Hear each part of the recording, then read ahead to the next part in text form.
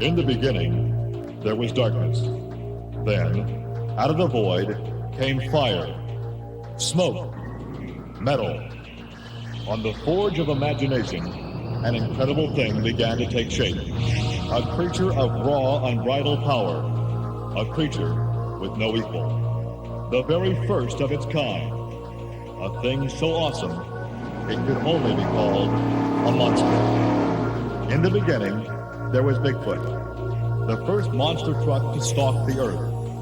No town was too small, no city too large. Bigfoot roamed the land in search of action, excitement, and conquest. Today, monsters are everywhere. Monsters are real. But when the dust settles and the smoke clears, a cry is still heard across the land. Bigfoot, king of the monster trucks.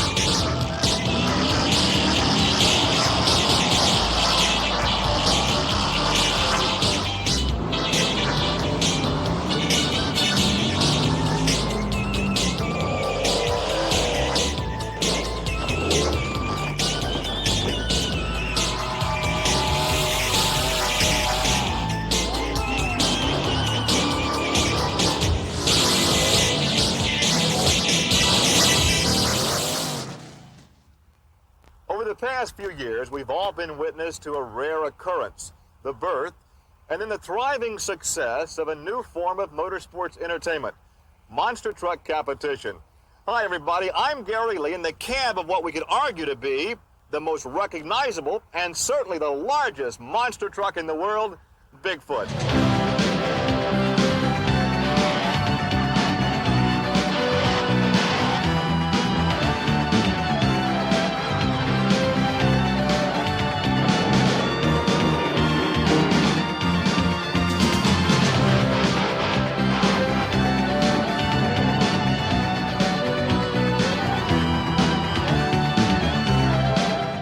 I've always had this secret desire to drive Bigfoot, but they take no chances here in St. Louis.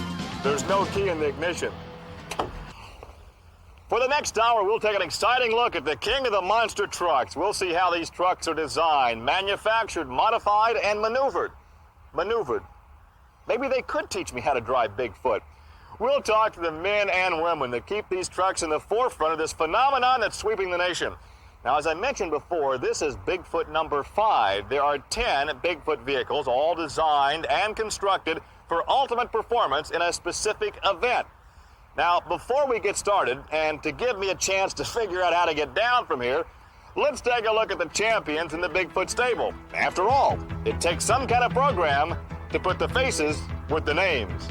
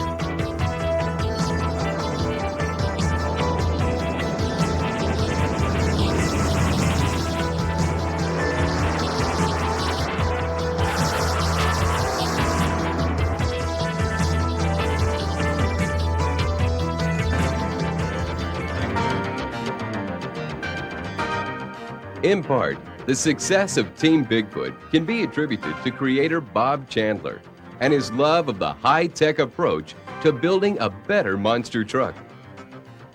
It's not unusual to find him racing the sun into the office and usually getting there first to begin another day of refining these monster machines. Computer-aided design, modeling, and testing has played a major role in keeping Team Bigfoot ahead of the competition throughout the years.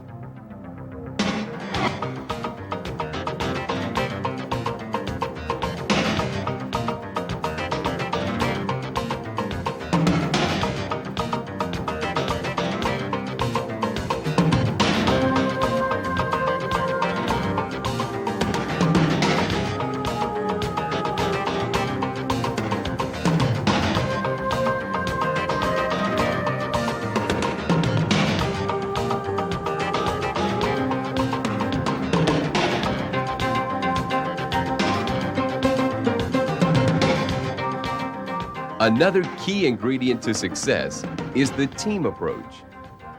We decided last year to put together a team, and it was probably the first one of any monster truck to do this. We figured it was the next step in the progression of monster truck racing, basically. We brought in some engine specialists. We brought in engine tuner specialists. When we went out on the road with two trucks racing, we had somebody there to watch how these trucks were performing, and if there was a flaw somewhere, they'd fix it between rounds. And you've got specialists in different fields, and each guy sees the race in a different way. One guy sees the suspension, one guy sees the engine performance, let's say. And when you finish a race, you sit down with all these people, and each one has a different opinion of how this race can be won, how it can be run faster. The reason we put that much effort into it is because we are the industry leader. People want to beat Bigfoot each and every time they come up to run. And we know that. We don't care who we run. They're out to beat us. We want to stay ahead. We want to be the leader. We are the leader. We want to stay that way. We're now in the shop area of Bigfoot 4x4 with Bob Chandler, the owner and creator of Bigfoot. Bob, I think the popularity of monster trucks right now coincides with the general popularity of four-wheel drive vehicles, particularly the pickup trucks. And everyone watching us right now with a four-wheel vehicle would love to do what you do with Bigfoot. But let's talk about, if you will, the general differences between, say, a stock Ford pickup truck and the monster truck. Okay, well, what we started out with years ago was Bigfoot 1, 2, and 3. That was our first series of trucks. And they were basically a stock Ford frame, basically a stock body. We used a 460 engine with a supercharger on it. We used a C6 automatic transmission that we beefed up a little bit. We have progressed to this truck here, which is Bigfoot 4, and we've put a straight rail frame, which is much stronger. We've tried to lighten the body up, lighten the components up. We've got a bigger engine in it, better suspension, and it's progressing every year. Can you give us a tour? You be the tour guide and walk us around this monster truck.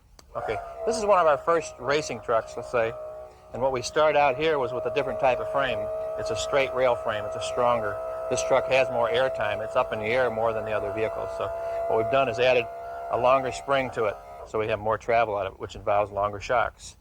The more suspension travel you have, the better the truck will handle. We started out with a basic 5-ton military housing, and what we've put on it is a planetary. This is a gear ratio right here at the tire. It relieves all the components behind that, so instead of breaking axles, it'll break parts in the locker, which it rarely does. Then we've gone to start out with a basic 460 engine again, but we've beefed this one up quite a bit.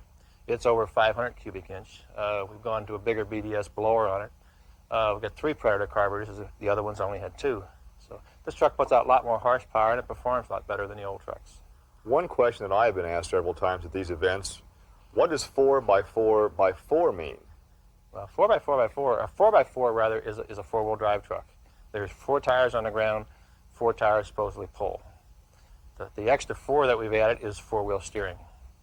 Our truck does not only turn from the front, but it also turns in the rear, so it's a 4x4x4. Now, was this a creation one night Bob Chandler can't go to sleep and the wheels are turning and this idea pops out? No, I was at a Gravel-Rama years ago with my first truck, and a Rockwell engineer came up to me and he started telling me about the components, the Rockwell parts under this thing. And we sat underneath this truck for at least an hour and a half, and he was explaining to me how the military wanted these things built. The front and rear They're basically the same sizes. What they wanted to do is if somebody broke one of their 2.5 trucks or 5-ton trucks, they could take the front component, the front axle out of one truck and stick it in the rear, lock it straight, and go back down the road. And that kept bugging me all the way home from this Gravel-Rama show. And when I got home, I said, I got to try that, but I'm going to put steering on the rear. And it took us one day to try this out. And we went out on the street, and we were laughing so hard we had tears in our eyes because it's such a weird feeling to go sideways. So the rear steering, the hydraulic steering, is something of your design. You didn't copy it from another vehicle. No, that is something that we did ourselves. It's been changed probably 4 or 5 times from the beginning, but it is our design, yes. Now, for all of us that have seen the drivers maneuver Bigfoot in person, we see the left arm outside the cab because the toggle switch for rear steering is just inside the window. But it wasn't always there, was it? No, I used to have it on the floor. I had 2 buttons that I operated with my left foot. And at that time, I was still street driving the vehicle. Normally, I would lock the rear steering with a pin in the tie rod. Well, I didn't have it locked this time, and I'm going down the road about 40, 50 miles an hour, and my foot sat on that button. And all of a sudden, I was going sideways down the road. I run somebody off the road. Luckily, nobody was hurt. But from that point on, we went to the steering on the column. Well, Bob, some of the modifications to Bigfoot are not visible. Take this sound here. That's not sheet metal. That's fiberglass. Yeah, we started with some fiberglass components on Bigfoot 4. We've got a bed and a door right now. We've got some of the trucks have fiberglass hoods and front ends. We're working on a mold for the fiberglass cab right now. The fiberglass is not necessarily a weight-saving factor for us. It's more a durability factor. If you take a metal body, when these big tires hit them, it buckles the whole body. You destroy the whole side of the bed or whatever. Fiberglass is a lot more durable. You have been the innovator. Now, do you share your secrets? If someone is starting to build their own monster truck, do you have a set of plans they might acquire, or will you answer questions as to how something should be done? I usually answer any questions they want to ask. I've talked to people all over the world, from Saudi Arabia to Australia to Japan to Germany to England, a lot of people in the United States. I like the competitive edge. I like having a lot of other trucks around. It helps my business also, so I will share with anybody, yes. But once you do something new, you can't put a tarp over it. You go out for the first competition, everybody sees it. Yeah, that's the thing. We do a lot of new things. We try a lot of new things, innovations, and we try to hide them for a while we're proving them to see if they work. You know, we don't go out and test a vehicle on a track. We go out and test it on our own somewhere, and then it goes out in front of the public if it works. And then if it's good, it gets copied.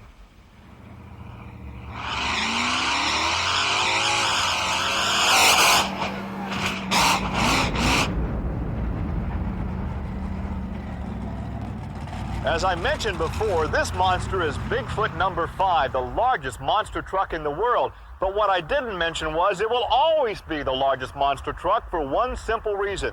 These tires, over 10 feet tall, they weigh over 1 ton apiece. They're unique and irreplaceable. And like everything else to do with Bigfoot, these tires have quite a history. Well, currently on Bigfoot 5, we run tires that came from an Alaskan land train.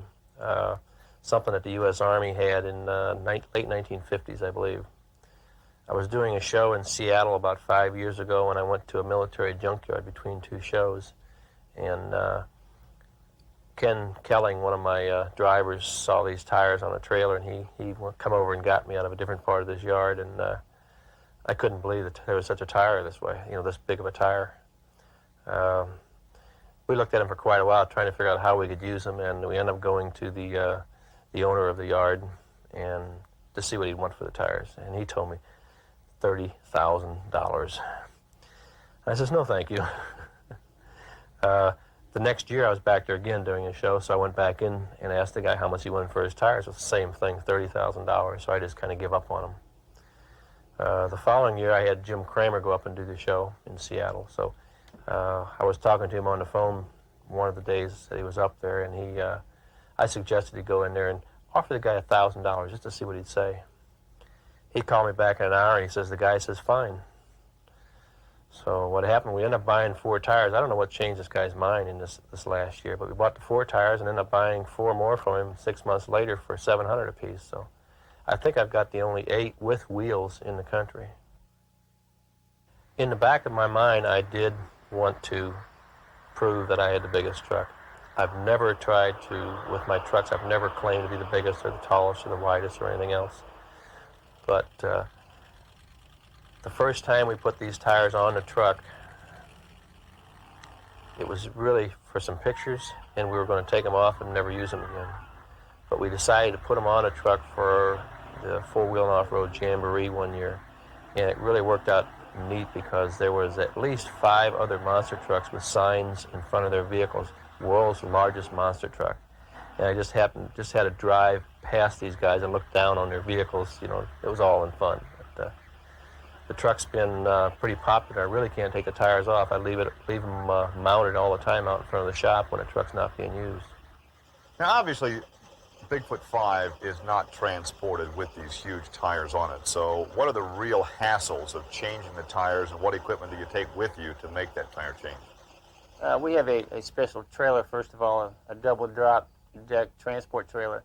And with that goes a forklift that we take with us. Everything on this truck is disassembled and assembled with the forklift. It takes a crew of 3 people, 3 hours.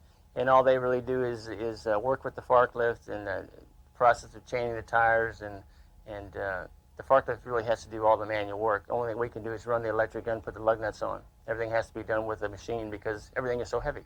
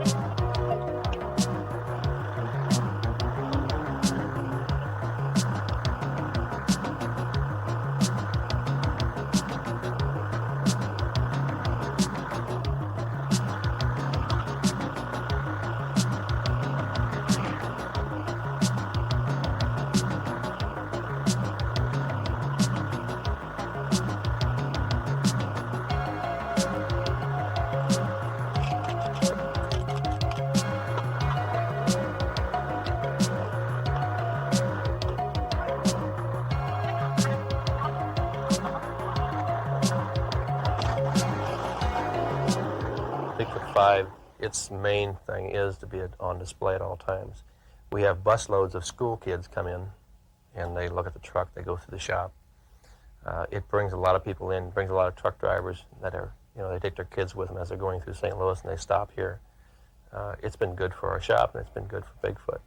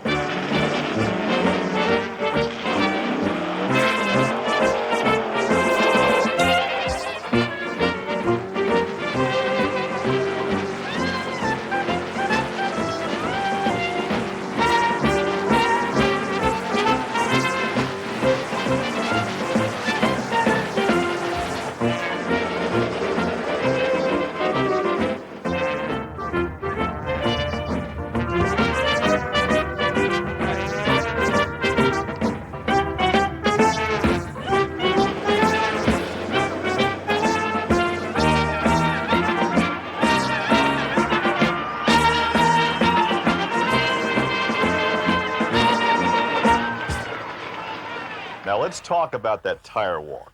Was this your brainchild, or did somebody suggest this? Oh, years back in Casper, Wyoming, I was doing a show with Bigfoot number 4, I believe, with 5-foot tires. And I was looking for something to kind of add to my stadium show, to kind of keep the crowd interested. And I started tire walking on the 5-foot tires, which is not a big problem. You know, they're much smaller. And I was at the Seattle Kingdom, and I figured, no, it works with the smaller truck, why don't I work with the big truck? I had another guy drive the truck and watch what I was doing. We practiced this before the show, of course.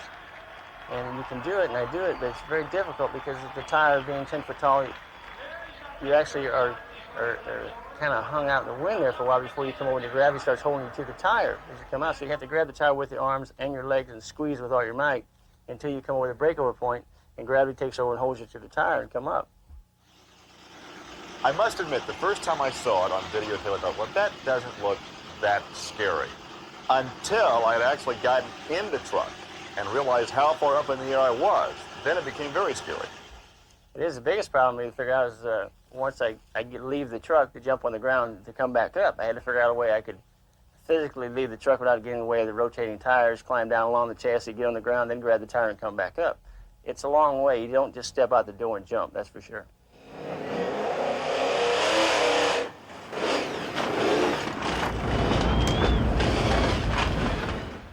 Up until a few years ago, monster trucks were considered exhibition vehicles reserved for intermission-type events, but no longer.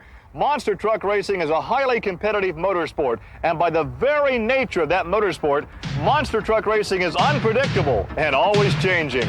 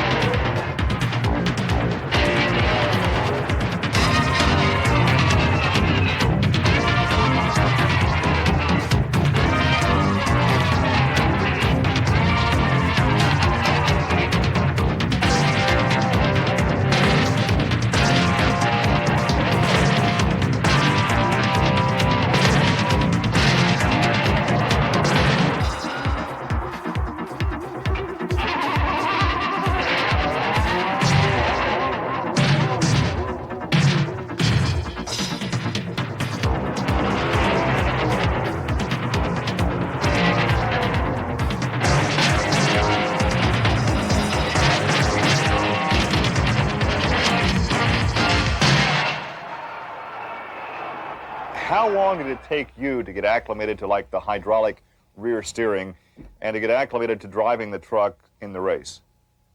It takes a lot of time. You can master these things at a slow speed very easily. Anyone, I could take you, for instance, out in the field, and in 2 hours' time, I could have you turning circles and doing just about what you want at a relatively low speed. To be able to do this and keep a truck in control in a race situation is a whole different story. There's so much weight moving around at speed and everything, you just can't touch that rear steering and utilize it like you think you could. You have to be very careful when you use it because it couldn't effectively just kind of flip the truck over before you know it. So it takes a while, it takes a lot of practice, a lot of seat time. If you have to think about an action you're about to undertake in a truck, all right, then you don't belong in the truck. It has to become very second nature to you. It has to become just a seat-of-the-pants type situation. Sure, you're going to feel the steering in the front, but there's going to be little indicators that tell you what that back end's doing. I, for instance, use my 3 carburetors as kind of a weather vane. I know if my back end is to the right, my carburetors sit to the right. If I'm too far to the left, they sit to the left. I can almost just quickly glance at my carburation and tell whether my back end is straight or not. You have made every monster truck highlight, video, and film. And not just for winning all the time, but you've had a couple of crashes where you've been upside down on your nose, and it seems like those are always the ones we see. Let's go back to the one you had at the Hoosier Dome in Indianapolis where you put the truck first on the nose and then on over. Your thoughts? You had to have enough time to think about what was happening. It happened real fast, but it's like anything else. People tell you when things happen, you know, it's their life flashed before them. I thought of a lot of things, and I was thinking, how did I get in this predicament? How do I get myself out?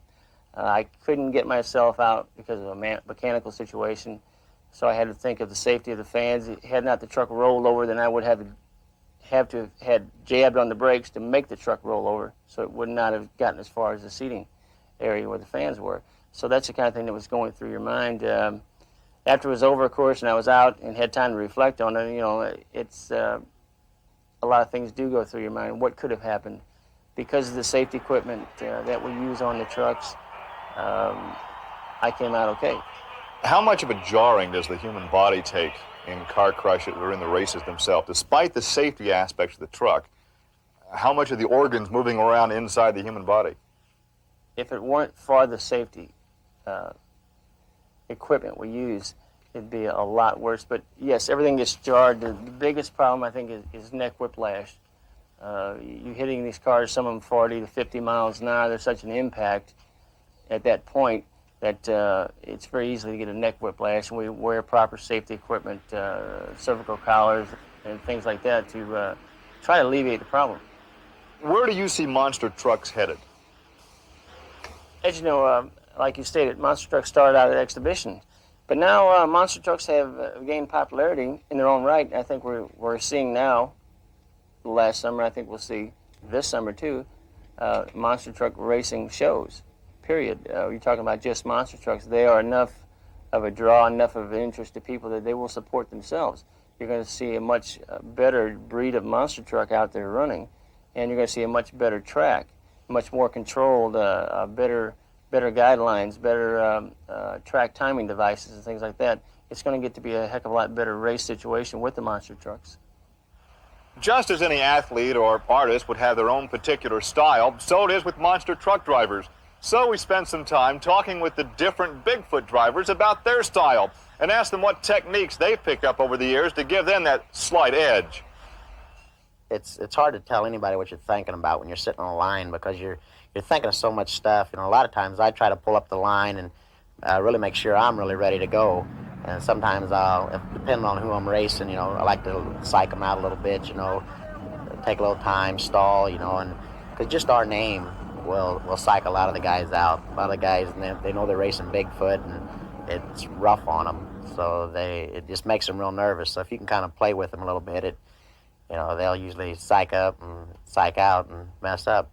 But I sit up on the line, you know, once I'm starting to really concentrate now on is the light. Really trying to play the light real close because it's the light in a lot of the races and these straight courses, the bonsai runs, the light is a big factor. You know, if you can jump the light and play the light real good, you get a good start. Here lately, the races have all been real close. We're all running within a half a second or within 31/100ths of a second of each other. And, you know, a lot of it depends on who can get off the line first. The racing was a new category for me, I guess you could say. I wasn't really used to it, but it was really different. I really enjoy it a lot because it's always something going on when you're racing. It's not you come out and you do a flag lap and wait till the end of the show to crush cars. You know, now every 20 minutes or 15 minutes you're running a race. You got to be out. You got to be checking your truck over, looking at your truck. You know, consulting with your crew member and seeing how he's watching the track for you, playing it out, and you know, you just kind of sit back and wait a little bit, and you go in, you run, you come back out, check your truck out, go back in and run. It's really keeps you on your toes, keeps you working. Before the show, you're thinking about the course, how you're going to try it. You watch the other trucks if they're qualifying before you. And you try to figure out what you're going to do. And usually by the time you get you're all suited up and strapped in and stuff, your mind's no longer on anything except for when they start you. And then what goes through your mind from then on, I couldn't really tell you because it goes so fast.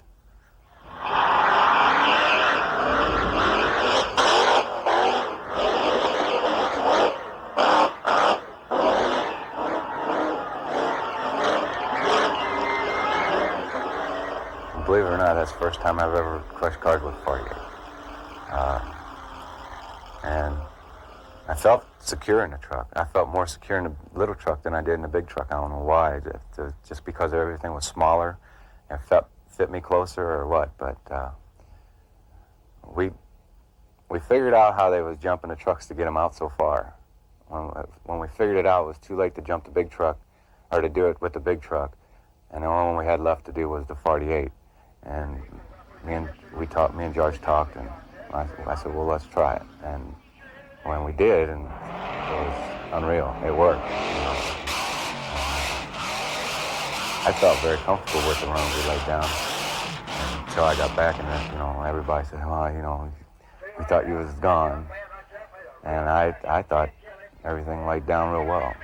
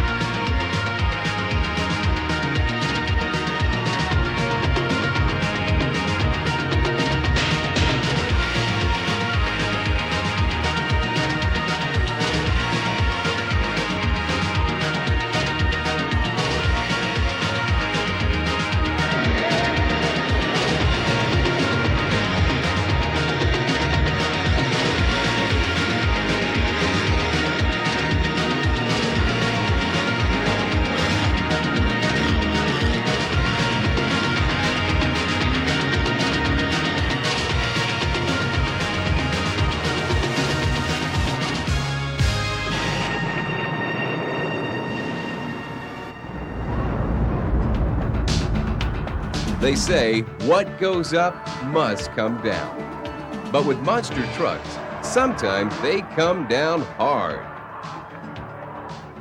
The amazing thing is, after it's turned back over and towed away, it comes back to race later that same day. Or at least it tries.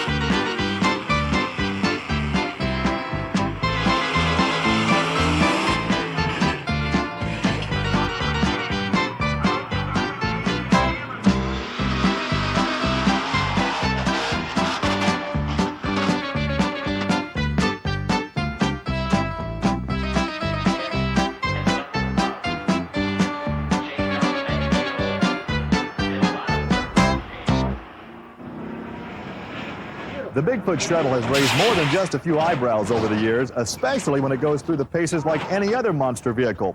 But unlike its larger cousins, the Bigfoot shuttle is surprisingly stock. Let's take a quick look at why Bob Chandler developed the Bigfoot shuttle and what type of modifications he made to the vehicle. The Bigfoot shuttle started out as we started with the stock Ford brown colors. First thing we had to do was put a tubular frame, a tubular subframe underneath that. That's so we can mount our springs, our transfer case, our power steering box to it. From that point, we took 2.5-ton military axles as opposed to the 5 tons that we used on the big trucks. For this vehicle, it's lighter. We were only going to run a 48-inch tire, so we run a smaller axle. We decided to stay with the 3-liter electronically fuel-injected Ford engine in this vehicle. The only difference we did, we added nitrous oxide to it. There's times when we needed a little bit more horsepower out of the vehicle, and nitrous oxide really does that for us. Yeah, the interior of the Aerostar is stock, basically. The only change we made inside is it has a transfer case shift lever on it. The seats are the same, the dash, everything is the same. It's got a stereo radio, it's got air conditioning, it's got power windows. It's just like a real plush Aerostar. It's really nothing else is needed. Anybody can jump in this truck and drive it. It's an automatic transmission. It's power steering, so it's just like jumping in an Aerostar, except you're about 2 foot higher.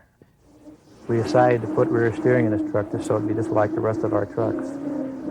One of the reasons is for training. We use the shuttle for driver training. If we have a driver that needs to get familiar with rear steering, the first thing to do is jump in the Aerostar. It's really like jumping into a stock vehicle.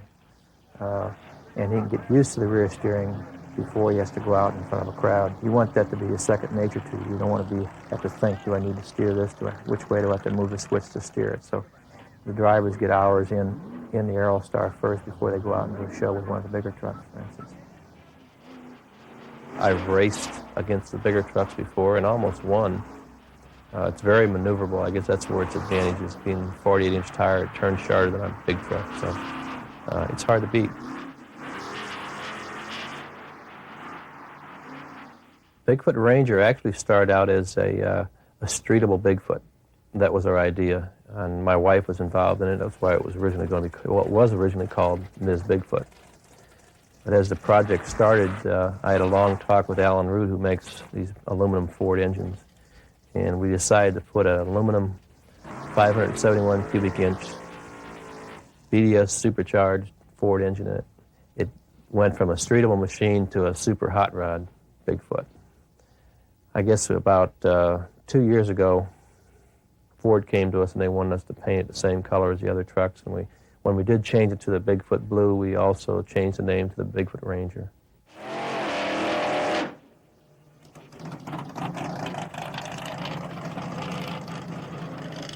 Some of the unique things about the Ranger is it has 4-link suspension. It has air ride as opposed to a regular spring like our other trucks. We had to extend the body 4 inches to fit this big engine, and we also had to move the firewall back, so the driver's compartment is very small in this vehicle. We run a 5-ton military axle in this vehicle, just like the bigger trucks. They have hardened shafts in them. They have been narrowed. The truck is only 8 foot wide overall, which is one of the narrowest vehicles we have. I think the Aerostar, for instance, is 8'4", and the other trucks are about 11 foot. This vehicle is just like the other vehicles. It has rear steering. As opposed to the shuttle, this vehicle, this Ranger, is a more of a race vehicle. It has the full cage inside of it. It has all the instruments for high-performance engine.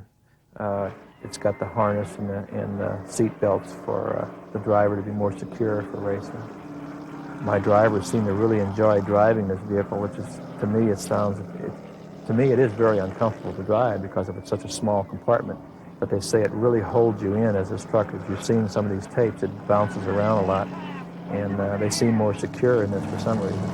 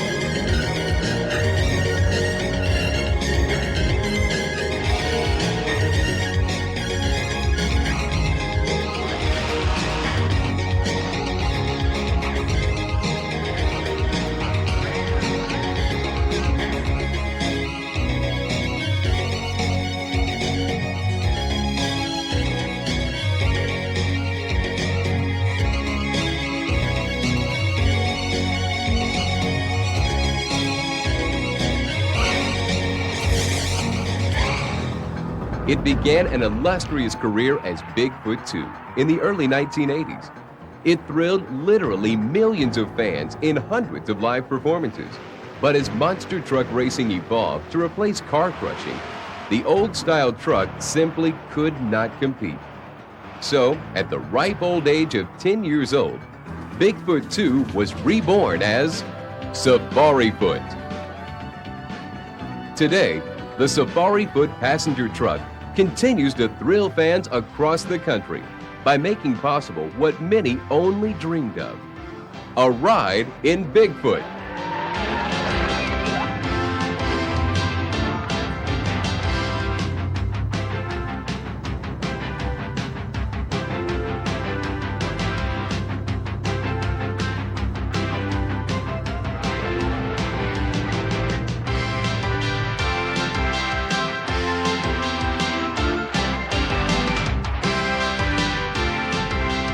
Want to catch some air and see some mud flying.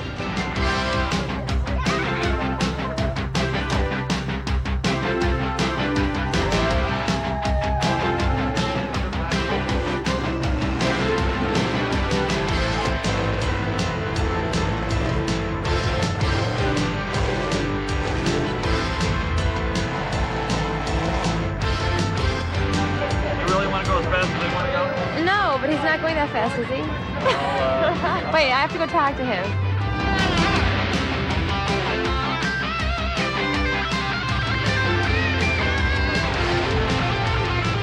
She's nervous. I'm really nervous, really. She needs a helmet. You got a helmet for her?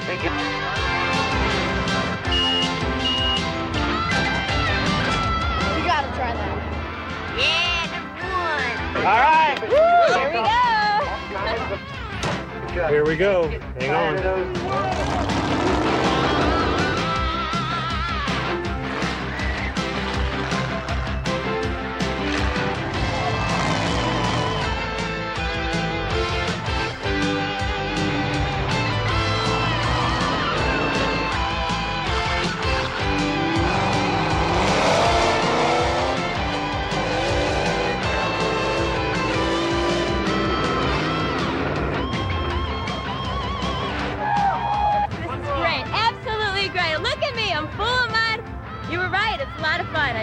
bathroom ahead.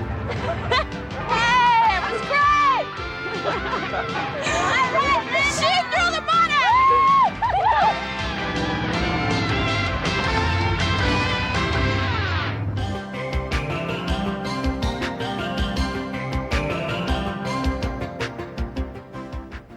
We're in the production facilities of Bigfoot Video, and Bob, we can never see a Bigfoot vehicle without a camera person not far away with a video camera. We know you do the television show and the home videos, but what are the other practical applications for videotaping? We shoot video at almost every race for our safety reasons more than anything else. We have learned from the mistakes that we've made over the years. If we were to roll a truck, the first thing we do, every Tuesday morning we have a meeting where we have all the drivers and all the Bigfoot crews, and we show tapes from the previous week. If we have a truck that rolls or has another problem during the week, we all learn from that one mistake, so we don't have to make a mistake on each one of the vehicles. So it is very practical for us to shoot every time we can. Bob, I know that videotaping was very instrumental in the development of Bigfoot 8, the race truck. What we did with 8, as we were putting the truck together, as we were testing it, is put this camera at different positions. We'd watch the suspension, make sure it was going through its full cycle. We wanted to use the full 2 foot of suspension, and when a truck is running down the track or racing over some cars, you can't see this with the naked eye, so you put a camera in there, then we can come back to the studio here and watch it in slow motion and see that everything is traveling the way we want it, see that there's no undue stress on any parts. It's been a real big help to us. It is interesting to look at your career. The Bigfoot truck, Bigfoot 1, was an outgrowth of your off-road and four-wheel drive facility here in the St. Louis area. The videotape end of Bigfoot now is really an outgrowth of your desire and interest in this area. I tell you what, the first taping that I did, the first camera I had, it was the first time I ever crushed a car. We shot that. You could see what happened. You could hear the people around, their reaction. We showed the tape at the shop for probably 6 months before we ever did it in front of an audience. And the response from people told us that it was something really neat. We've talked before about, I think, the surprising aspect and the acceptance that monster trucks have had over the years. But now the home videos are very popular. The folks like to buy a videotape and watch the action over and over and over again. That's why we try to, why we shoot every event. We try to come back with new things. The trucks every year produce a different type of show. I mean, we have not sat still. One year we're doing a slow car crash. Next year we're doing a wild car crash. Next year we're racing over cars. So we try to keep everybody updated with our new types of shows so they see what Bigfoot can do.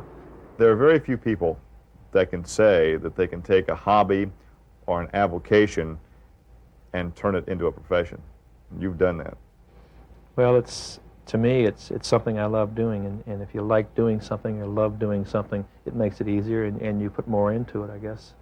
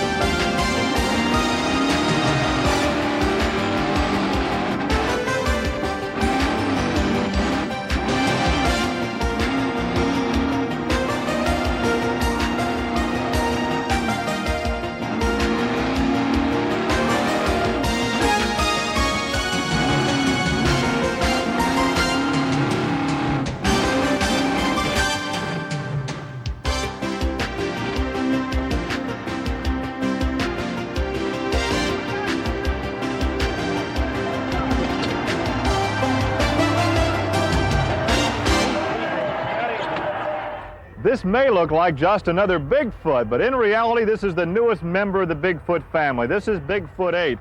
When we come back, we'll tell you why this revolutionary vehicle could become the ultimate competition monster truck.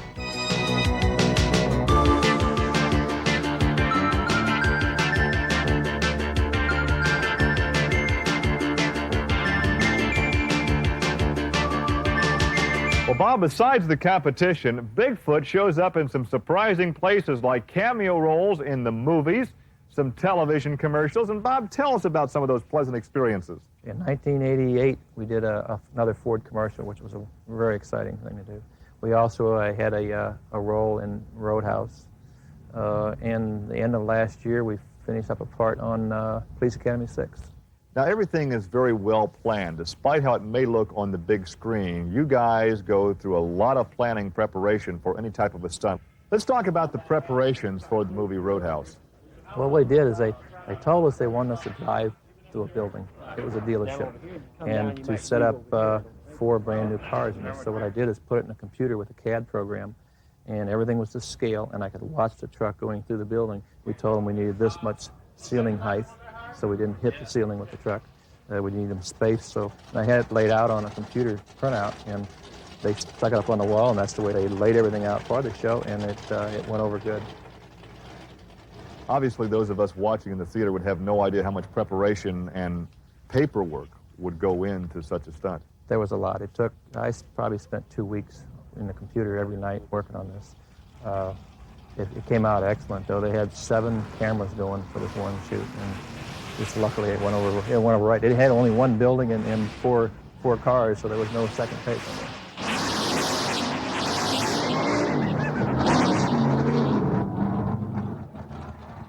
Well, now, Jim drove that stunt, but you've done some stunt driving on your own. Let's talk about forging the river. We did a part with, I was playing Ben Gazzar, and I had a big old cigar in my mouth, which I hated. And we had to go across a river in Northern California for this one scene.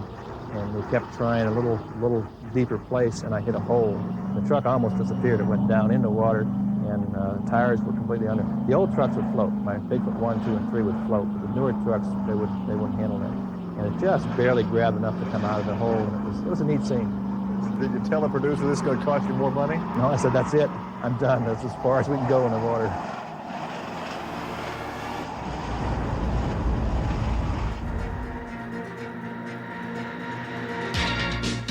We all know what a tank is. Those lumbering, armor-plated vehicles that have always represented power, mobility, and strength. And until recently, they've always served duty in the armed forces. Now, they're serving different masters. Monster Tanks, the newest vehicle in a motorsport that is always looking for a new and surprising way to thrill the audience. And Bob Chandler, I have to say I'm a bit surprised, knowing that you never liked tanks. When my one son said, Daddy has a tank, I said, no, you're crazy. That may be a blue tank, but it's not a Bigfoot family member. But I was wrong. No, I really don't like the vehicles. I like pickup trucks, I always have. But this was an exception. I saw this vehicle. It was put together at one time by somebody else, and I fell in love with it. It was neat. Now, you're quick to say that this was not a tank. This was a personnel carrier. It's an M84 personnel carrier. I think the vintage is a 1959, but it is not a tank. And it's powered now by? By 2 Fords. It was powered by 2 Chevrolet engines. But my way of getting around this is it is not a tank, it is a personnel carrier. There have been a number of modifications to this because originally this unit was, what, about 12 feet wide? It's 12 feet wide and it weighed 42,000 pounds. And now it's narrowed down to 8'2", and it's probably a little under 24,000 pounds, 12 tons. We have 2 460 cubic inch Ford engines in this. Each one has a supercharger on it. Each one has 2 carburetors. Each of the motors go into a C6 transmission with a TCI race converter in it. Now the 2 transmissions go into a 90-degree gearbox, and that in turn goes into one rear end on the back of this Fast Tracks. This, being an Army personnel carrier, has suspension on it. It's what they call torsion bar suspension. And if you've seen it ever at a show, you can see that this vehicle can jump a car and drive away, and it's actually smooth as my big trucks are smoother. When I bought this vehicle from Lauren Pryor, he's out of Colorado. He's the one that initially built the vehicle. it worked fairly well, but I've had some problems when I wanted to race this thing and go faster. It had a steering wheel, and it was very hard to control. So we ended up going back to the lever controls. The levers work much better because you can feel the track with it. You can feel the turns much better. You can make a much smoother turn at a faster speed.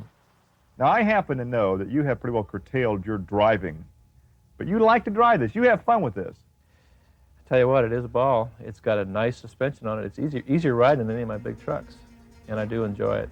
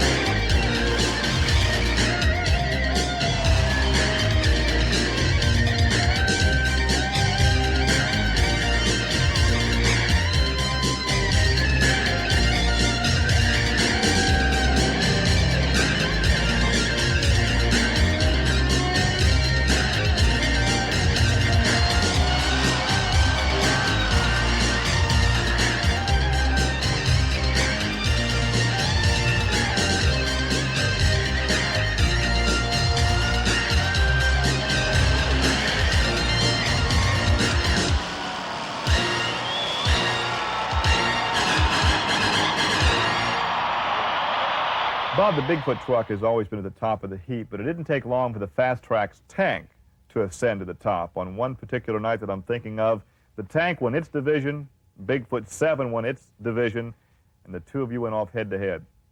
That was a neat night. There was good competition there. Jim Kramer was driving a truck, I was driving a track vehicle, and to end up with two of my own vehicles racing for the top prize or the top award for that night, it was a very exciting run. I had a lot of different thoughts about it. I want the truck to win, but just to both have this vehicle after such a short time, you know, racing one of the other trucks, it was neat. It was a neat event.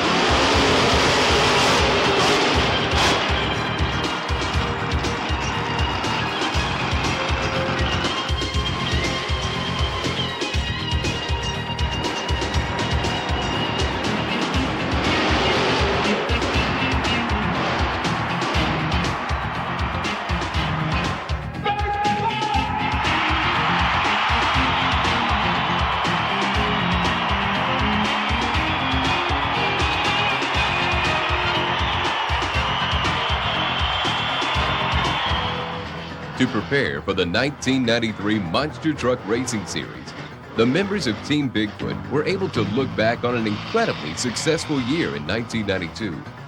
Bigfoot 10 and driver Andy Brass dominated the field and captured their second world championship by a record margin.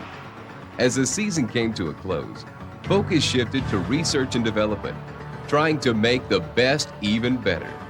What followed was a wild plan for Team Bigfoot. When we won the series in 1992 with Bigfoot 10, we decided to build another truck to race in the series for 93. There's a lot we wanted to do in 93, and we felt we couldn't do it all with one truck. A big part of racing is R&D. We felt we wanted to go out in that race series and have the luxury of having a truck that we could do some R&D work with, but really have another truck that we know that could really go on and be very competitive and win that series. We could take a proven truck out there and run it, but also have a truck that we could go out and try some new things. It just gives us more opportunity to find out what works for us and what works in this racing situation. Wildfoot was the R&D truck, and it turned out to be a very good move for us. We learned a lot from this truck.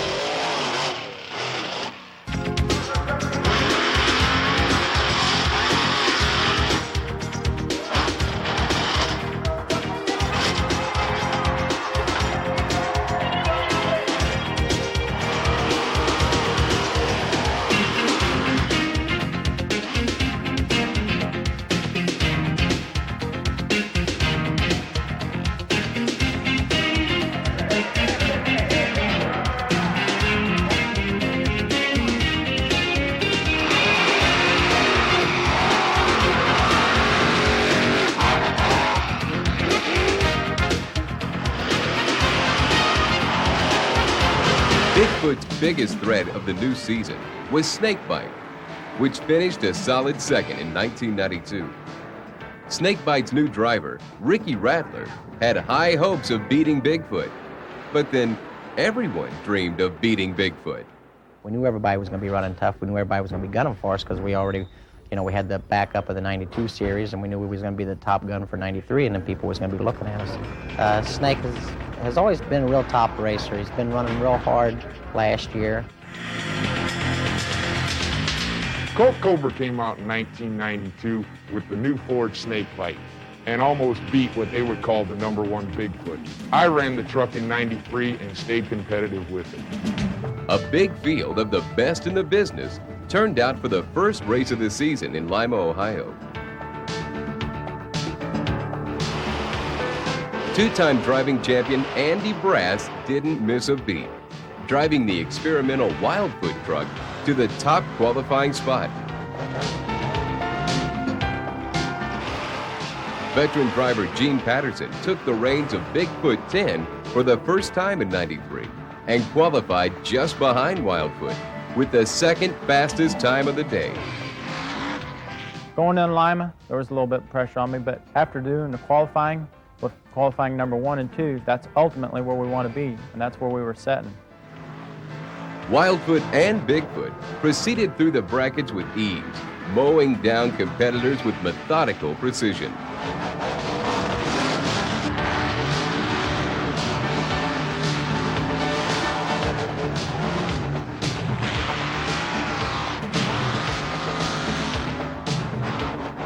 Meanwhile, the threat of snakebite fell apart in the first round with major breakage. We came out for the first race of the season to kick Bigfoot into the dirt. Mysteriously, something happened to our truck, and we were down for the weekend. In the semifinals, Brass and Wildfoot laid down an incredible pass, remembered by all who witnessed it simply as the wheelie run. Well, the wheelie run was a little different run for us. We come off the line, we did a real good line shot, come over the first set of cars, and we stayed into the throttle. Then the front end never did touch down for us. I was able to look through the floorboard because we run a Lexan floorboard in the trucks now, and I was able to see the hill, so I knew that I was going to hit the hill straight. The only problem I was really concerned with was if I didn't touch down before the hill, that the hill was going to load the back shocks up and nose the truck over. First thing that went through my mind was, I can't believe the engine had that much power to be able to carry the front wheels that far. And the second thing that went through my mind was, I can't believe the driver had that much heart to hold in there and keep on the gas and ride that kind of wheelie. Just waiting for it to go over backwards, but I knew with the truck's the way they're designed, he's got Lexan floor. He can see through the floor of the truck and see where he's going. And that's exactly what he was doing, because he hit that last hill on 2 wheels and it flipped him forward and he crossed the finish line on his front tires. To me, it was the most spectacular run I've ever seen. The wheelie run put Brass and Wildfoot into the finals against his old truck, Bigfoot 10, and teammate Gene Patterson. Brass nosed Wildfoot ahead at the end to take the win and complete a perfect point score for the first race of the '93 series. Team Bigfoot came out just as strong for the next day's racing. But an unfortunate mechanical failure sent Brass and Wildfoot to the pits early. We ended up in about the second round. We twisted off an oil pump shaft and run the shaft out the bottom of the oil pan, and that knocked us out for the day. So, Patterson and Bigfoot motored on to take the win. To get that win in a point series, as in that status, meant a lot to me, and it was a major, major confidence booster in myself. Coming out of the first race and pulling off a win like that only on the second day sitting in the truck. So I felt really good about going to the next race in the '93 season. When the racing series resumed, it was not exactly considered hot fun in the summertime. Bloomsburg, Pennsylvania was real hot. It was not only hot for us drivers, it was hot for the people out on the grounds. Now, Bloomsburg was the first race where we really had a lot of trouble with the Bigfoot truck. Gene Patterson, you know, our driver, launched it off the second obstacle and landed and broke the rear suspension so bad that it actually broke the engine plate, cracked the transmission housing, and also just tore off the back suspension. It was definitely an all-night ordeal for our team members. We had 5 people working on that truck from the end of the race till the next day, till a half hour before the start of the next race to put that truck back together. Despite the marathon repair session, Bigfoot and Wildfoot both came on strong for the next day's racing. Team Bigfoot was progressing through the rounds until Gene Patterson and Bigfoot 10 came down for a rough landing. We was feeling real good about the race, but the heat was just taking its toll on everybody, the trucks, the crew. Semi-final round, I took a real hard hit, kind of got my bell rung a little bit. I just decided it wasn't safe for me or anybody else on the track, really, so I decided to set out the final round and watch from the sidelines. And if that wasn't enough, We got all the way to the semifinals and ended up in bent rear cantilever arm. Team Bigfoot's day ended in total frustration. But both trucks came back and qualified strong for the next day's racing, with Wildfoot taking the #1 slot.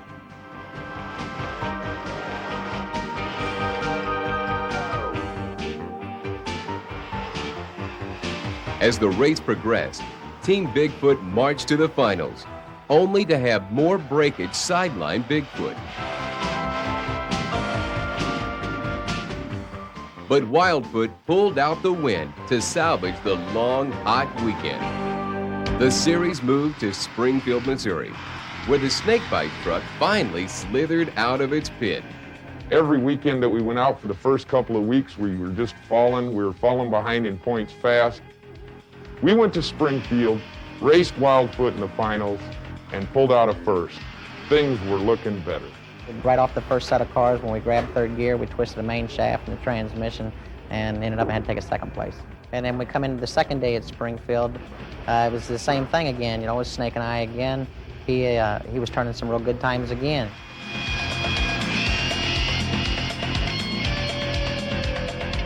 In the second round, the Snake proved deadlier than the Foot. But as the race continued, the other Foot had other ideas. We had a fresh transmission. We knew the transmission was going to be good for us. We knew we could run hard. We did run hard and pulled away from him there and took first place the second day.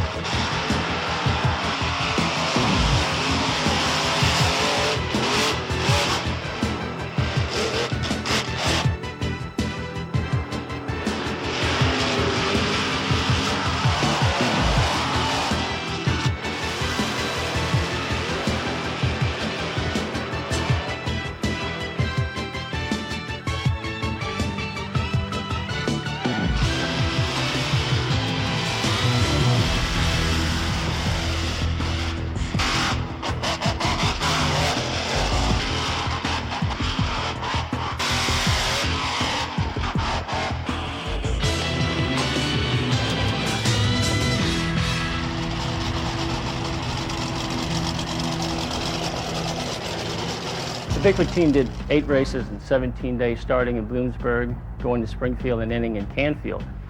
In Canfield, Ohio, we were asked to do 4 races in 3 days. This is very demanding.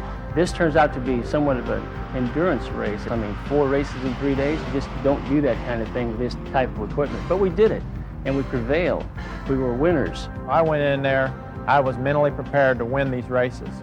I came out with 2 wins. It was a tremendous booster to myself, and it was a tremendous morale booster to the guys at the shop. The second race at Canfield was really an interesting for us. It ended up and was paired up against the Bigfoot truck through the whole series. He kept coming back. We'd beat him. He'd come back as a fast loser. We'd beat him again. He'd come back as a fast loser. The third time finally we run him, he must have figured us out, and so he pulled away from us, and it was him that went on into the finals. And we knew the third race we put a fresh transmission in it. We done figured out our engine problems earlier. Like I say, it was something we had to get some points on, so we just kind of laid back in qualifying, took about a 3rd or 4th place in the qualifying position, which set us up in the brackets about where we wanted to be, and we just walked on through the brackets and come out with the fastest time of the weekend, and it happened to be the fastest time of the year too, and we ended up and won the race.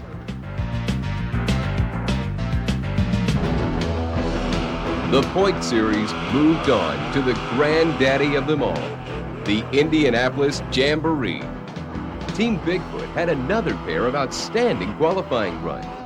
But as the race grew near, The forecast all said rain, and believe me, it rained. Which means we had to detune the trucks for the tracks because the tracks was real muddy. and muddy was an understatement. By the final round, these were the worst conditions anyone had ever tried to race in. And the first day of racing, I come up against Snakebite in the finals. The guys revenge on me and beat me. The second day, we detuned the motors a little bit more. We let a little more air pressure out of the Firestone tires. Even so, the track still was more like a mud bog than a monster truck course. But at least the rain stopped. In spite of the mud, Bigfoot knocked off Snakebite, setting up an all-foot final round. I'm down to the finals against Bigfoot here again, and the problem we had was we come off the line, just a whole lot of horsepower, unable to steer the truck, and we twisted the truck sideways right off the first set of cars, slid all the way to the second, almost rolled the truck. So it was just something that we was having a lot of handling problems in Indy.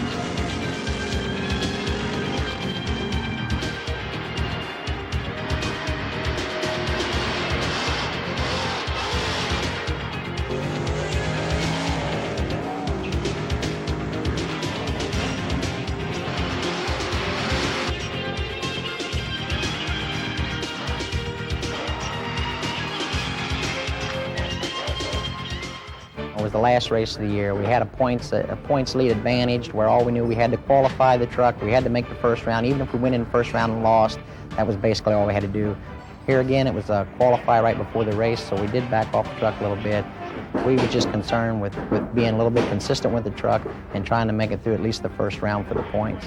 Wildfoot and Andy Brass laid down the qualifying run they needed, giving them enough points to clinch the year-long series. Once we got past the qualifier, we knew we had the series wrapped up, and we just started standing on the truck a little bit. After beating Snakebite in a later round, transmission problems ended Wildfoot's successful 1993 campaign. We were sitting in third place in the points. Wildfoot was sitting in first place. What we wanted to do was finish first and second for the Ford Bigfoot team. We went in there. I qualified number 1 with the truck. We made it to the finals. Snakebite won the race, but Bigfoot had moved up to second place in the final point standings. We set out the 93 racing season with a goal in mind, and that was to finish first and second. And that's exactly what Team Bigfoot did. Wildfoot finishing first and Bigfoot finishing second. Through a season of intense competition, certain moments stand out in the minds of each driver.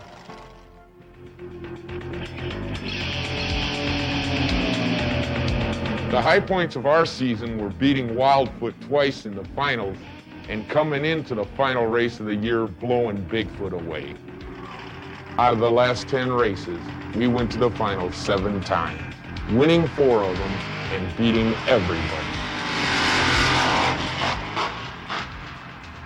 The highlight of the 93 season had to be the 3rd race at Canfield, where we was able to take the fast time for the weekend. Thus, fast time held up for the fastest time of the year. And winning the 93 championship made Bigfoot the first to win 3 championships. The high point had to come at Indianapolis, where I took a win at the motorsports capital of the world. Racing in adverse weather conditions, it was everything we could do just to hold the truck on the track. It felt real good to pull out a win here. This series to me is a world-class series. To win this series is an ultimate achievement. It's the best it can be. And to take 2 trucks like we did, Wildfoot and Bigfoot, take first and second, to me it's the best we could have done. And all I can do is pat my team on the back because they're great. As Team Bigfoot prepares for the 1994 season, some new players and new looks are coming. The newest race truck, Bigfoot 14, is being campaigned by driver Dan Runte. I've driven other Bigfoot trucks before. I ran number 8 last year in the series. It was very competitive.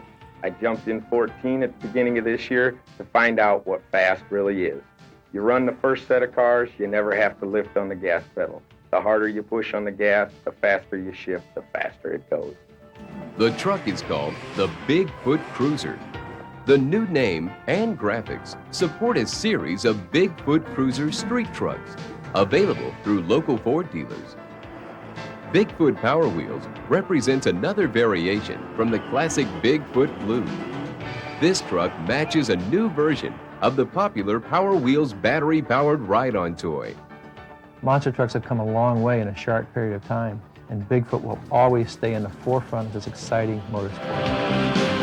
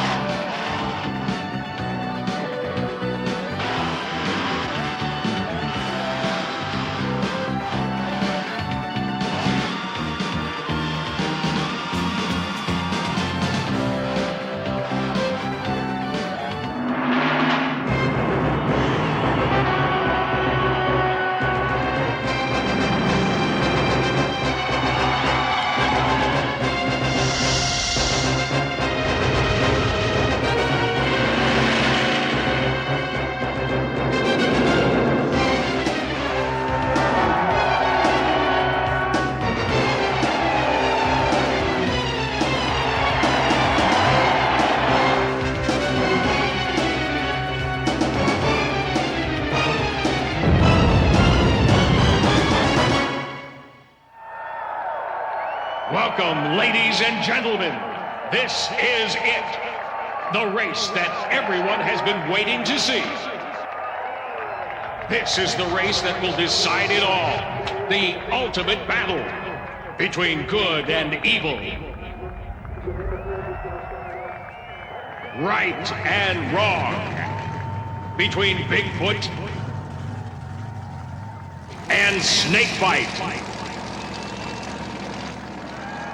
As you know, these two monsters have been battling each other for years. And tonight, the final battle begins. The battle to determine the ultimate monster truck.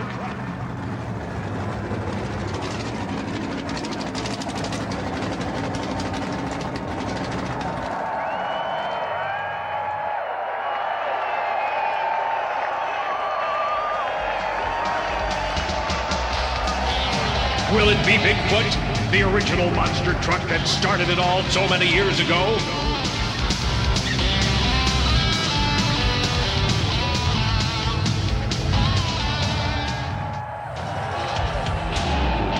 Or Snakebite, this ferocious new contender that has it out for everyone and everything who came from nowhere. Snakebite, the truck that's taking the monster truck circuit by storm. Whose origin is as much a mystery as the face behind Colt Cobra's mask.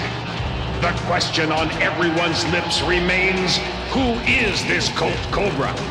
And where did this snake bite come from? No one knows the cold-blooded truth, but rumor has it that Colt was pure trouble as a kid, that he always cheated and broke the rules when playing with others, that he was as sneaky and sinister as a snake.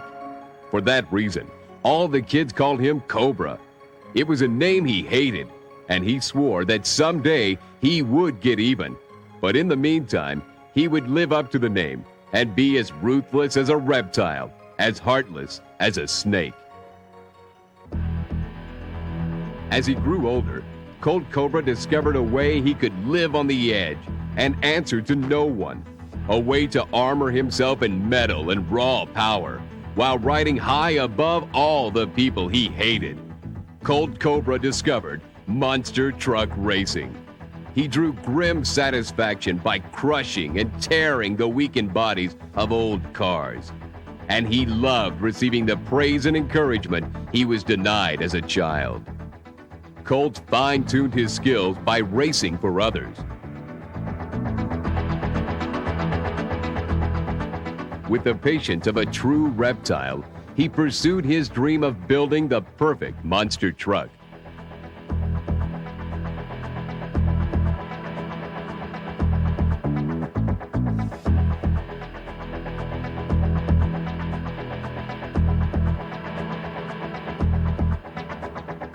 He stopped at nothing to beg, borrow, and steal the plans and materials he needed to bring his dream to life. It was while he was stealing the racing fuel he would use to breathe life into his monster that he set off an explosion, forcing him to wear a mask to hide his horribly scarred face. But this tragedy didn't stop him, and later that night, Snakebite was born.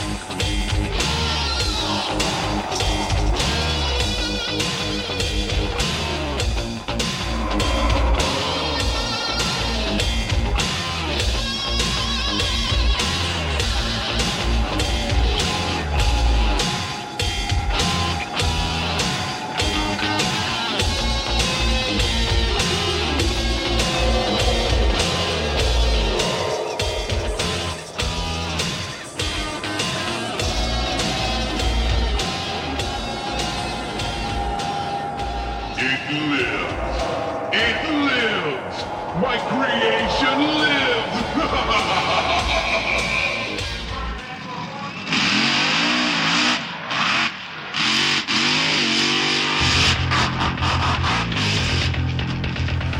When Snakebite was ready, Colt began racing with a bitter vengeance, taking on every monster truck and racing to win. But to Colt and Snakebite, these trucks were no real challenge, and Colt was determined to prove he was the best. So he set his sights on the king of the hill and got ready to strike at the biggest monster truck of all, Bigfoot.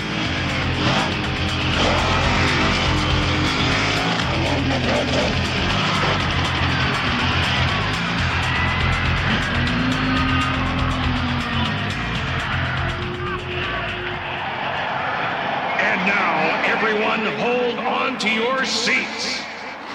The hottest new driver to compete on the circuit, one you've all watched slither his way to the top, is out to challenge the truck that started it all. Get ready for action. It's Bigfoot versus Snakebite.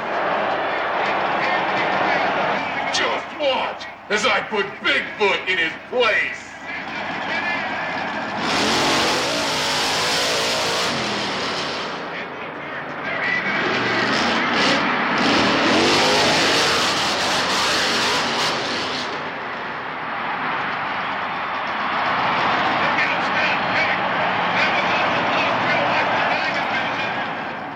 Victory for Bigfoot once again.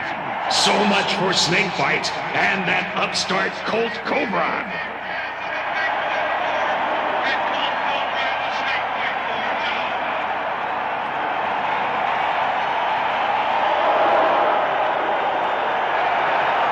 And look, he can't win fairly.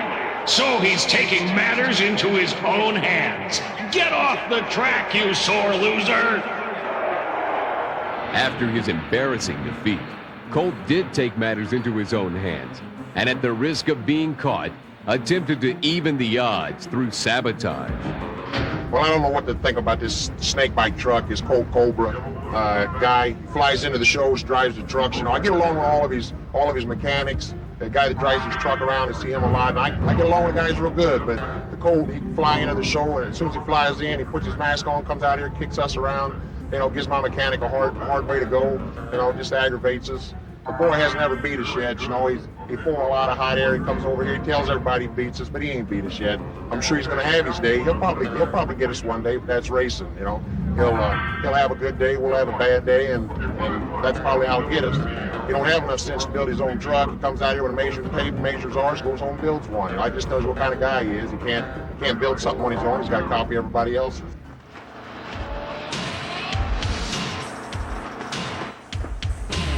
Well, look who's back to take his licks again. It's that slimy Snakebite and his dirty dealing driver, Colt Cobra. This should be a quick one, ladies and gentlemen, so don't bother getting any popcorn.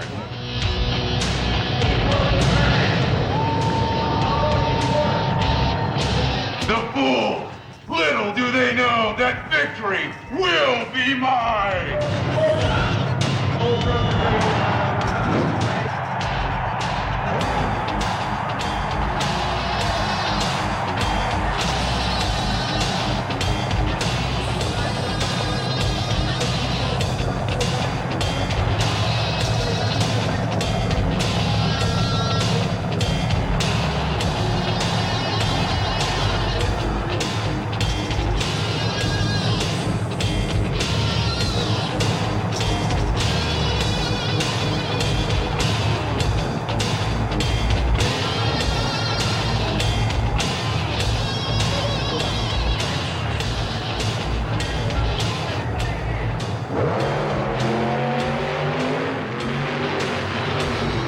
Just can't believe it! Colt Cobra and Snakebite win.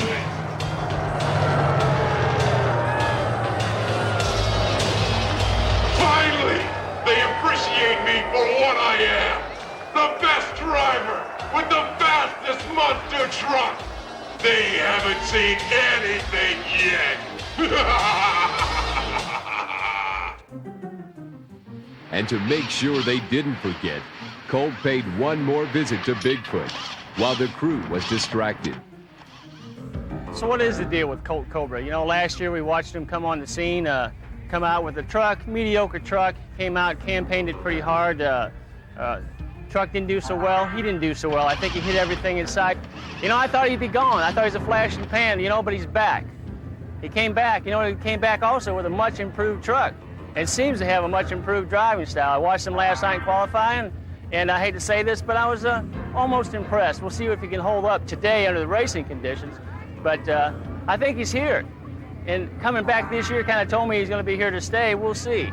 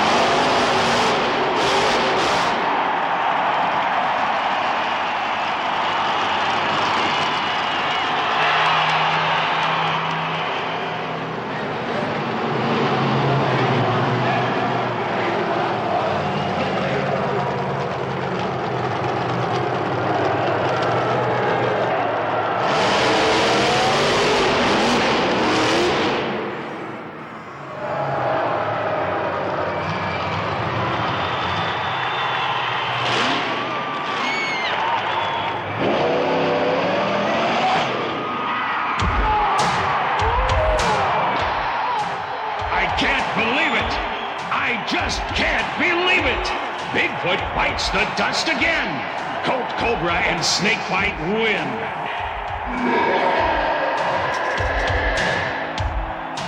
This proves it, ladies and gentlemen. Snakebite is a real contender, even if Bigfoot had to crash to prove it. But that's monster truck racing, so I guess we should take Colt Cobra more seriously. That did it! Everyone knows I'm the best! That Snakebite is the mightiest monster truck on Earth! I have my revenge! I am Colt Cobra, the new king of the hill!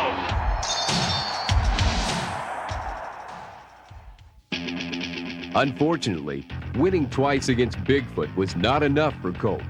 He had to do it one more time. So he challenged Bigfoot to the ultimate challenge, to prove in front of the world who was the king of monster truck racing. But Colt Cobra forgot why he really won the races and began to believe his own phony stories. And rather than resort to his usual sneaky sabotage of Bigfoot, Colt settled for giving Snakebite a double dose of high-octane snake oil without thinking of the dangerous consequences.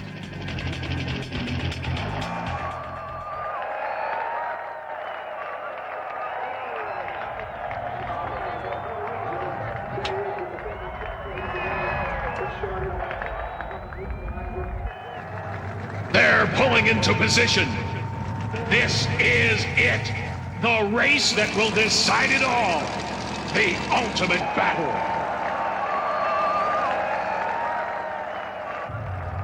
Between good and evil. Right and wrong. Between Bigfoot and snakebite. Come on, let's hear it!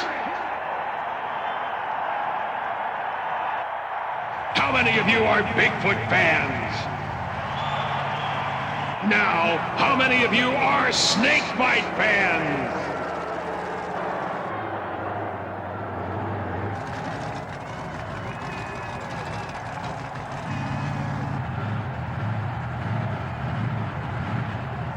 Okay, get ready.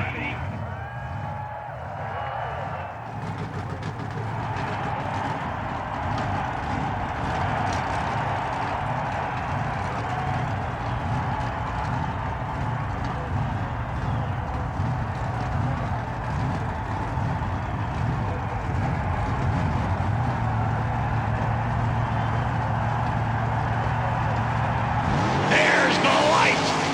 Go!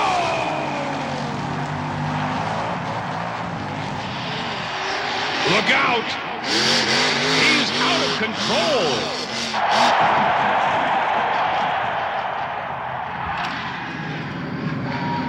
Is he all right? Somebody get Colt out of there!